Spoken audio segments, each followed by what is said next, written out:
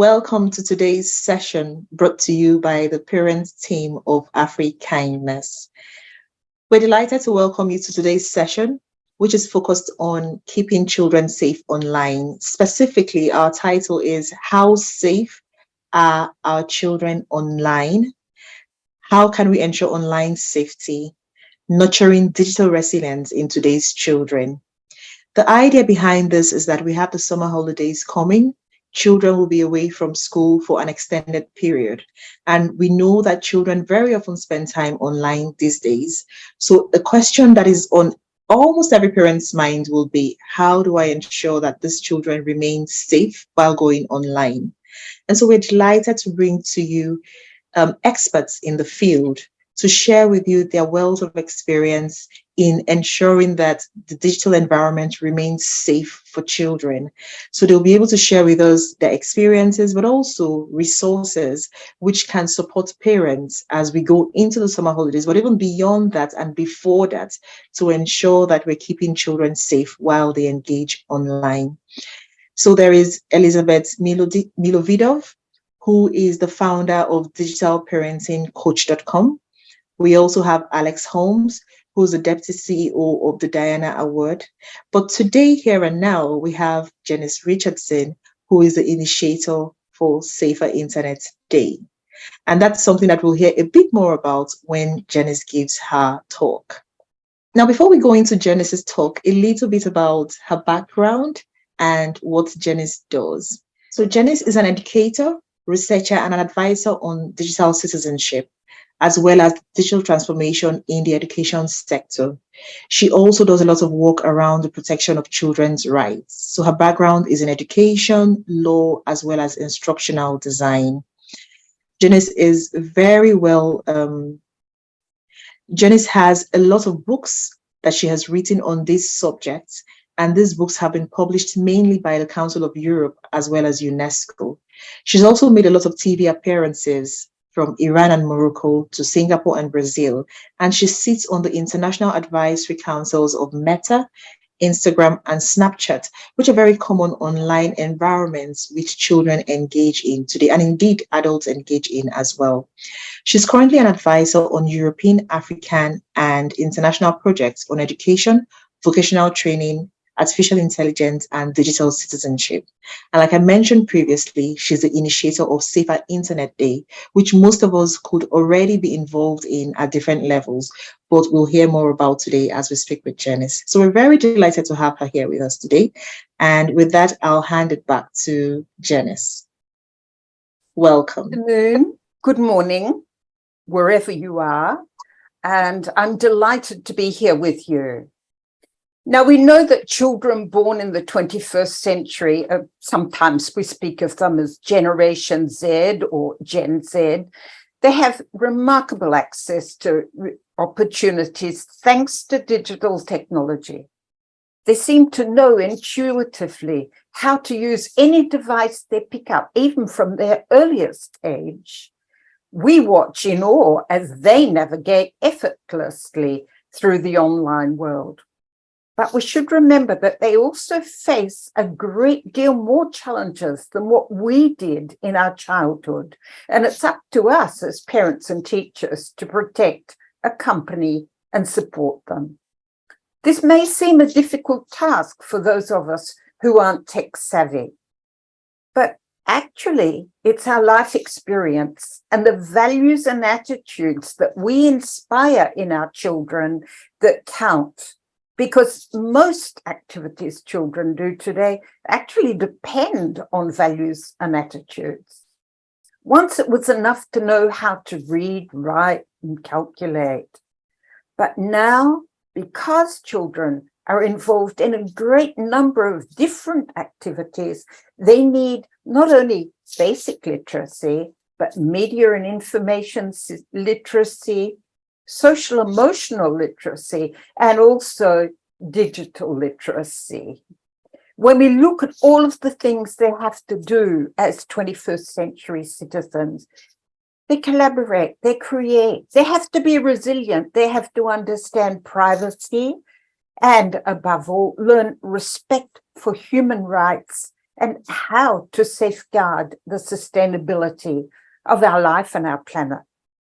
When I created Safer Internet Day way back in 2004 with colleagues, our biggest challenge was the text that children read or posted online. But today, children have mobile phones that are more powerful than the huge computer systems that companies had back in the 90s. Children can share photos and videos. They can communicate with people on the other side of the world, people who are not always well-intentioned, and sometimes no more than a creation of artificial intelligence through easily accessible tools such as ChatGPT. Bullying and loss of privacy are amongst the greatest fears of parents, especially because we know 1 in 3 children today are affected by bullying. Misleading information is a growing challenge. Can you imagine living in a world where you no longer believe in anything you see or hear? I'm on the advisory board of several of the biggest social media companies, and I get to witness these challenges firsthand. What can families and schools do to tackle the issue? Well, firstly, you need to accompany your children in their online activities. You need to know what they're doing and who they're communicating with. Yet, during COVID, I conducted a study for the Council of Europe. 21,000 parents responded from 45 different countries. And we learned that almost 2 in 5 parents admit that they don't really know much about what their children are doing online, or they don't take an active part in their children's online activities. Next, boundaries are important. One of the best ways of helping children understand the need for rules and for fair play is by playing games with them, even old-fashioned board games. Although parents rate privacy as a top concern, it seems that only about half of them remind their children about respecting the privacy of others. Rules of less than 1 in 3 parents focus on critical thinking, which, as we've already mentioned, is probably one of the biggest difficulties in the online world and the offline world today. We work a lot with young people to really try to understand their wishes and their concerns regarding their life online. And there I've shown you some of the comments from young people from across Europe. They're concerned about inclusion. They're concerned about equality also. And we need to think about these things when we're educating young people for their life online. Bringing up children in the digital era is not an easy task, but there's a lot of help and guidance for parents who know where to seek it. I've listed a few resources for you, and I'm sure that my colleagues, Elizabeth and Alex, will provide you with more information. I'll leave you with one last thought. Benjamin Franklin once said, "Children are great imitators, so why don't we give them something great to imitate?" What sort of role model are you giving your children, especially when it comes to using your phone and your computer? Thank you very much for that, Janice. That was a very good introduction and scene setting for our session on Friday, the 21st of July. I am sure that everyone is now looking forward to hearing Elizabeth and Alex delve even deeper into the subject, very important subject, I must say, of keeping our children safe online. Before I let you go, I have a few questions that have come in from parents, knowing that we're going to be speaking with you today. And they would like you to shed some light on some of the issues that are of concern for them before Friday, 21st July session. So the first question we have really is around your experiences as an expert on digital citizenship. And the question is, what is this main difference between online safety and digital citizenship for children? Well, back in 2004, 2010, we were really very concerned about what young people were doing online. We gave a lot more thought about them being safe than we gave to their well-being. Digital citizenship is about helping young people find that well-being, that balance between their online and their offline activities. But it's also because now we've realized that it's up to the social media providers and the platform providers to provide safe tools. Internet is really a wonderful place for young people to explore, to try new things. Therefore, we're more focused on allowing young people, helping young people to explore, hand in hand with their parents, of course, but also to understand the impact that digital technology may be having on their life.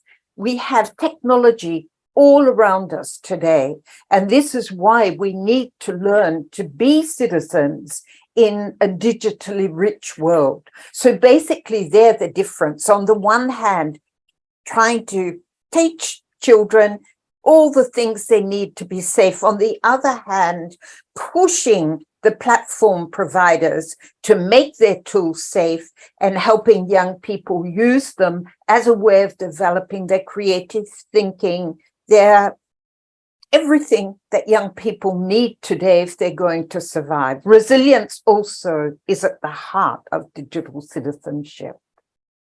Thank you very much for that clarification. I must say that I hadn't really thought about it in those exact terms before, but now that you say it, I think it brings to mind, I mean, the point you made about the internet being all around us, technology being all around us. So in a sense, we're living in a digital world.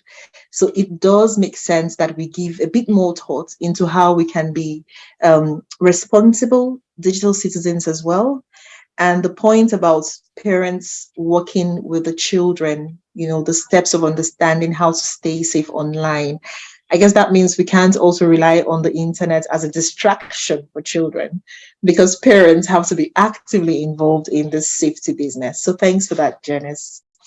The other question I have is, and this links to your experiences with being on the board of some of these major internet companies, technology companies. And the question is, how can I ensure my child's safety while they are online on TikTok, Snapchat, Instagram, etc.? Well, I think the first thing is that parents should look at the age limit and make sure that their children under 13 are not on these tools and platforms, because really they're very challenging for older children. Young children need time to learn how to handle the internet, how to handle online communication before going forward onto these social media platforms. But then for 13 plus, there are many tools on these platforms. In TikTok, there's family pairing. In Instagram, for example, there are parental supervision tools. I know that it's a lot of work for parents, but really, if they take their parenting seriously, they need to look what's available, to check out sites before their children go onto those sites, and really use all of the tools available.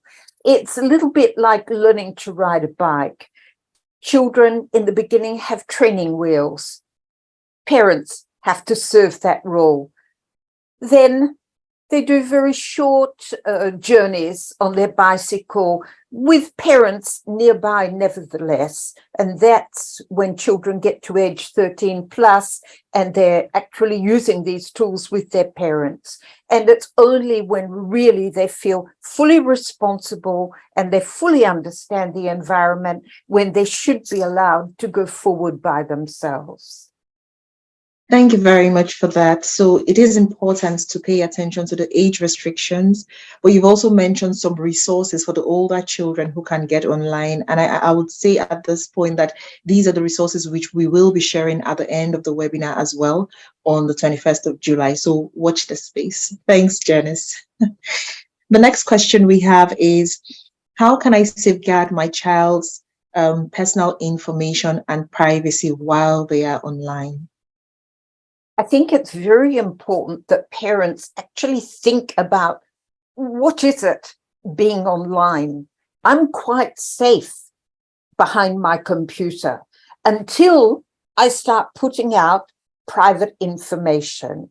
Now, not all children understand what private information is, and it's something that you can start working on with children from age 2. They need to know what is private, that they don't give their name everywhere, that they don't have their photo posted everywhere, and they can even remind parents of that sometimes, because internet cannot come out and grab information that you don't give. So make sure children understand what is private information. Make them think also about their responsibility to protect the private information of others. Then there are many tools that are available that will actually block my own profile, block the information I post to the people that I really want to communicate with. Children need to learn about these tools, once again, from an early age. So it's a matter of education. Sorry to harp on that, but education is critical, and that education that parents give in the early years of a child's life is what's going to keep them safe and keep their privacy for the rest of their life. Thank you very much, Janice. And I think the point you make about not only protecting their private information, but even the private information of others around them as well is really key, because they have to then not pose a risk to other people through their actions while online. So thanks for emphasizing on that and on the point of education as an important way of ensuring that the safety is assured for the children while they're online. Now, building on that, parents would be wondering, I mean, you've raised the issue around resources that are available, and we have promised that we will share some of these resources on the Afrikindness platform.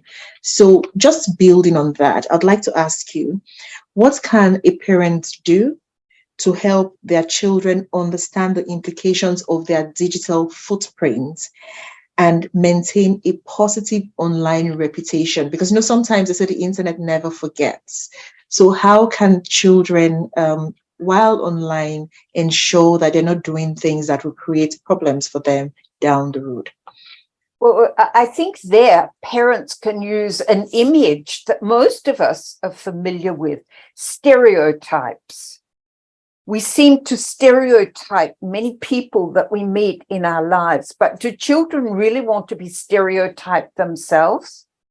This is precisely what they're doing. When they give a lot of information, they're leaving a very large footprint. The footprint has data that will be used to profile them, and little by little, they lose the pluralism in their life, and they will only receive the content that the providers feel is apt for their profile. When children realize that their footprint is in fact what's creating a profile and what's limiting many of the wonderful things that they can find out there, then they start paying more attention. I know we often say your footprint will be against you when you apply for a job, etc.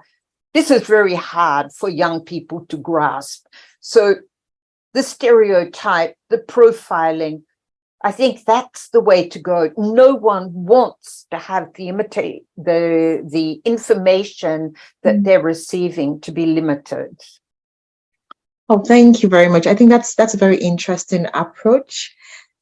So how would you suggest that, for instance, if I had a 7-year-old child, how do I communicate this idea of stereotyping, profiling to them in a way that they would understand? So for younger children. Well, I have a lot of experience in this because I have a 6-year-old grandchild who went through all of the problems that children go through with wanting to watch videos all the time.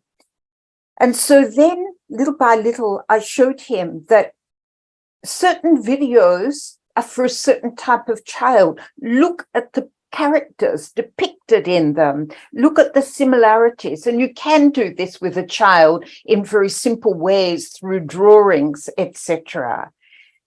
Little by little, he realized, being Moroccan, also, he realized it's too easy for him to be stereotyped too. So through this analogy, and also by saying, but you're not happy when I say that you can't spend any more time on internet, or you can't go and look at this, but this is what's going to happen to you. When you're profiled, those walls go up and you don't have access to everything. He has really grasped it. Obviously, he's not on social media yet, but he's sort of my case study. When I'm trying new things, I try it with him. And I think that these stereotypes, it is something that works, because we do see ads all around us with stereotypes. So there are models everywhere that parents can use to show this. Thank you very much. I for one, will be trying that out. And I bet lots of parents who are listening in will also be trying that out, because it is very interesting. And I think also because at a very young age, children keep things in their minds. So when you show them pictures and actually the activities you suggest, when you actually engage in experiential learning, so they draw, they sing, I think things like that are very effective ways of communicating to them. So I'll be trying this out in relation to online safety. Thanks a lot for that tip. Now, I mean, the idea behind all of this is we want to keep children safe online, especially over the holidays, but even before the holidays and after the holidays. One question that I think parents will be curious about is how much screen time is advisable as a safe practice for children. I can't give a recipe. There is no clear recipe, because it depends what a child's doing. If a child's doing a very interesting project or visiting a virtual museum, we're not going to stop him or her with those activities. But I think that the key is balance. Balance online activities with offline activities. Make sure that the young person gets lots of physical activity as well as sitting in front of the computer. I'm always very concerned when I watch young people in front of their computer or a mobile phone or whatever.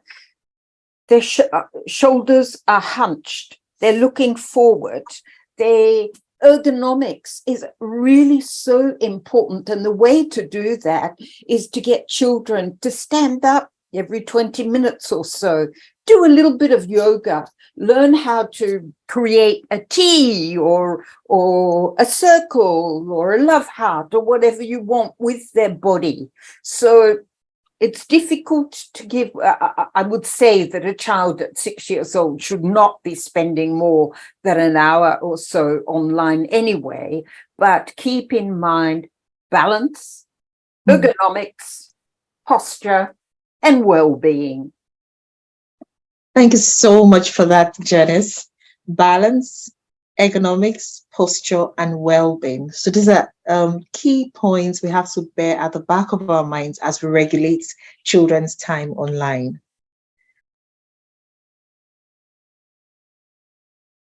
Safer Internet Day was developed back in 2004 as a moment when families, when industry, when NGOs and educators come together and think about the well-being of their children online. It happens on the second day of the second week of the second month of the year, every year. That is to say, Tuesday in the second week of February each year.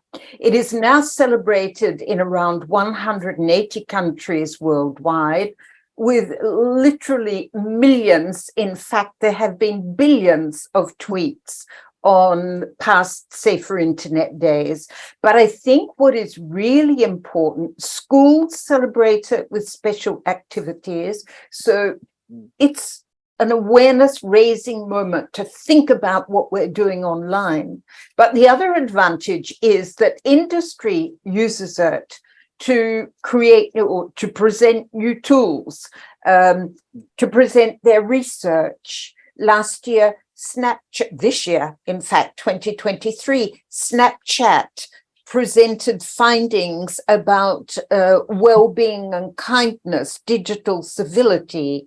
Meta always uses it to produce or give information about new tools. Safer Internet Day is celebrated worldwide. It is a moment when industry presents its new findings, presents its new tools.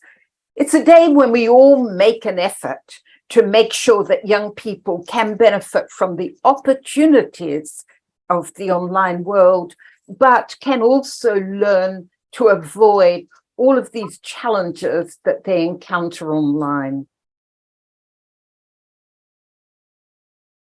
Parents can get involved. Simply go to saferinternetday.org or have a look at, contact your schools, have a look online. I'm sure you're going to find something on it. So watch out for it. Just before St. Valentine's Day, Safer Internet Day on Tuesday in early February. Thank you so much for that explanation, Janice. I'm sure parents will be looking out for Safer Internet Day in 2024. I, for one, will be looking out for it. So it's the second day of the second week of the second month of the year, isn't it? Precisely. Yes. So proud of myself. Thanks. And thanks for leading such an important day. You know, as a founder, we really appreciate all the efforts you've made to secure that date and all that it represents for keeping children safe online. So thank you, and more grace to your elbow. Thank you so much for that, Janice. You might have noticed that I was taking down notes. I like to take down notes when I'm listening because it helps me remember. I'll definitely come back to this video again, but just as a way of reminding myself and as part of the experiential learning we spoke about. I think for me, one of the key points is that as a parent, it is our primary responsibility to keep children safe online. And part of it is working with the children, even before they get to the age of going online. Because you talked about even the 2-year-olds, teaching them about what's private information, you know, what's safe to put out there. And just listening to that, it reminded me about the fact that actually some of these are also important for being safe offline as well. So it is key that we learn about online safety, but also as a way of keeping our children safe offline. So one thing I've taken away is teach them about privacy, what's private information, how do they ensure that their private information stays private and safe, and even the information of others as well. So that's key. And then the second thing I learned is about how do we communicate this to children at a very young age. And then you talked about stereotyping and you talked about playing games with them. But these games don't always have to be online games. They could be offline games as well. But the important thing is teaching them rules, teaching them boundaries, teaching them respect. So those are key takeaways from me. And I know that this conversation will be taken to even deeper heights, or will be taken more in depth during the session on Friday. So again, thanks so much to Janice for being here with us today. Any final words for the parents listening? Yes, I think that parents need to remember that they don't need to be technical whizzes to be able to accompany their children. Life experience, that's what it's about. Values and attitudes. The technology is changing so rapidly, no one can keep up with it. I also think that enjoy your children, enjoy their internet activities. There is so much out there for us to explore that we shouldn't always be thinking safety, safety. We should be thinking exploration, creativity. And of course, as I said, you are the role models. Your children, even though teenagers don't think they're doing it, they're reproducing the models of their parents. So watch your own technology habits. Thank you so much for that, Janice. It's been really wonderful speaking with you today. It's been enlightening, and we look forward to having another opportunity to speak with you in the near future. So with that, we have come to the end of today's session. Would you like to say bye, Janice? Yes, certainly. Goodbye, all. And I hope that we do meet again very rapidly on the Facebook or the social media pages of Afrikindness, where we'll keep you up to date with new tools, new ideas that are emerging. Thank you, and happy holidays to everyone.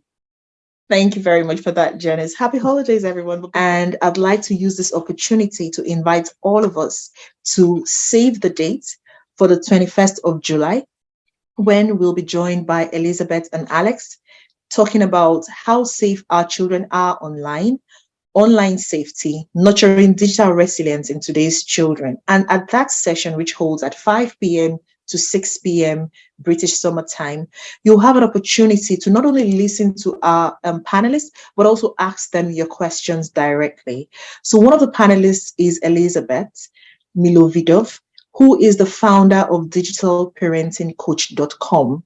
And that is a platform for parents online, which provides resources about how to ensure that parents can protect their children's safety online and can be supported through that process. Elizabeth is a law professor, and she's also a child online protection expert.